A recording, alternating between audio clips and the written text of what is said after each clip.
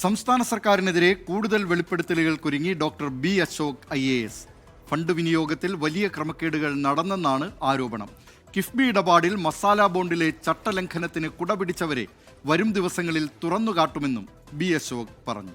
രണ്ടും കൽപ്പിച്ച് തന്നെയാണ് ബി അശോക് മുന്നോട്ട് പോകുന്നത് എന്നുള്ള കാര്യത്തിൽ സംശയമില്ല. അതായത് കൂടുതൽ വെളിപ്പെടുത്തലുകൾ വരും ദിവസങ്ങളിൽ ഉണ്ടാവും എന്ന് തന്നെയാണ് അറിയാൻ കഴിയുന്നത്. അതായത് തൽക്കാലം ഭയക്കേണ്ടതില്ല, സസ്പെൻഷൻ ഓർഡർ മേശപ്പുറത്ത് നിൽക്കട്ടെ, ഇനി സർക്കാർ മാറി വരും എന്ന കാര്യത്തിൽ ഒരു സംശയവുമില്ല. അന്നേരം പരിഗണിക്കും, ആ രീതിയിൽ ഒരു പരിഗണന ലഭിക്കും എന്ന് തന്നെ അദ്ദേഹം പ്രതീക്ഷിക്കുന്നുണ്ട്.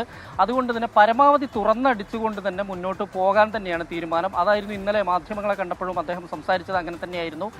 കിഫ്ബിയായി ബന്ധപ്പെട്ടുകൊണ്ടുള്ള ഇടപാടുകൾ, KM എബ്രഹാമിനെതിരെയുള്ള നീക്കങ്ങൾ, അദ്ദേഹം KM എബ്രഹാമാണ് യഥാർത്ഥത്തിൽ ചീഫ് സെക്രട്ടറിയെ പോലും നിശ്ചയിക്കുന്നതിലേക്ക് കാര്യങ്ങൾ പോകുന്നു എന്ന് അദ്ദേഹം പറയുന്നു.